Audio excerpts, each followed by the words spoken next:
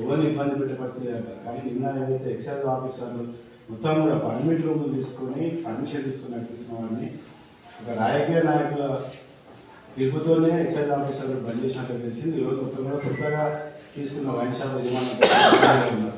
దాన్ని అది మీరు ఎక్సైజ్ అని మీరే అంటారు. సంబంధించిన అధికారులు ఆ సమస్యను ఆ విషయాన్ని వాళ్ళు మాకు ఎవరికి కూడా సంబంధం లేని విషయాన్ని ఏదో బ్లేమ్ చేసే విధంగా ఏదో ఒక రీచ్ చేసే విధంగా ఎవరో చెప్తే దానికి నిజం కాదు. ఎక్సైజ్ అధికారులు అలాంటి విషయాన్ని వాళ్ళు ఎక్సైజ్ అధికారులు చూసుకుంటారు. మాకు ఎవరికి కూడా అలాంటి సంబంధం లేదు.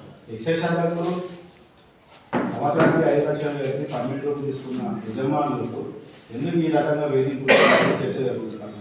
ఆ వైన్ షాప్కి సంబంధించిన ఎవరైతే వైన్స్ వచ్చిన వాళ్ళు ఎవరైతే ఉన్నారో వ్యాపారవేత్తలు వాళ్ళందరూ కూడా వెళ్ళి ఎక్సైజ్ అధికారుల దగ్గరికి వెళ్ళి వాళ్ళు క్వశ్చన్ చేస్తే వారికి కూడా మేము ఖచ్చితంగా వాళ్ళలో మేము కూడా వెళ్ళి ఎక్సైజ్ అధికారులను వెళ్ళి నిజంగా కూడా వాళ్ళకి న్యాయం చేయాలని కూడా మేము కోరుతాం. అలా ఇంకోటి, మీరు మాజీ మున్సిపల్ చైర్మన్ కాబట్టి ఒక అనుబంధ ప్రశ్న దీంట్లోనే. ఇప్పుడు గతంలో మనకు 2023లో కూడళ్ళ అభివృద్ధిలో భాగంగా, జంక్షన్ల అభివృద్ధిలో భాగంగా పాత కలెక్టరేట్ ముందు, ఇప్పుడున్న పాత కలెక్టరేట్ ముందు సబ్బండ కులాలకు సంబంధించిన కుల వృత్తుల చిహ్నాలు ఏర్పాటు చేసినారు.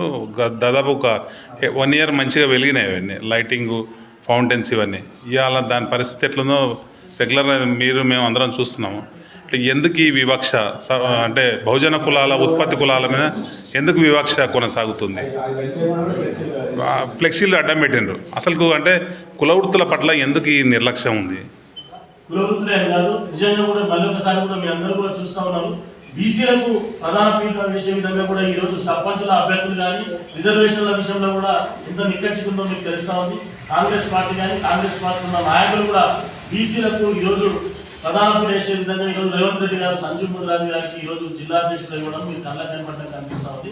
బీసీలో అందరం మేము కూడా అదే కులాల నుంచి అదే దానిలో వచ్చున్నాం కాబట్టి ఖచ్చితంగా అలాంటివి చేస్తే కూడా అక్కడ ఫ్లెక్సీలు కానీ పెట్టడం కానీ వేరే విధంగా ఏది ఉన్నా కూడా వాళ్ళకి పెయింట్ చేయించడం, దాని విషయంలో లైటింగ్ కానీ అరేంజ్ చేయడం కానీ మేము ఖచ్చితంగా కూడా 2-3 రోజుల్లో దాన్ని మీరు చెప్పడం కూడా చాలా మేము దాన్ని నిజంగా కూడా దాన్ని చాలా హర్షం మేము వ్యక్తం చేస్తున్నాం. అలాంటి విషయాలు ఎక్కడ కూడా మేము దాన్ని నెగ్లిజెన్స్ చేయకుండా కుల వృత్తులను కానీ బీసీలను కానీ ఖచ్చితంగా కూడా దాన్ని ఎక్కడ కూడా ఎక్కడ మేము ఇది చేయకుండా నిర్లక్ష్యం వహించకుండా మేము దాన్ని చూస్తాం.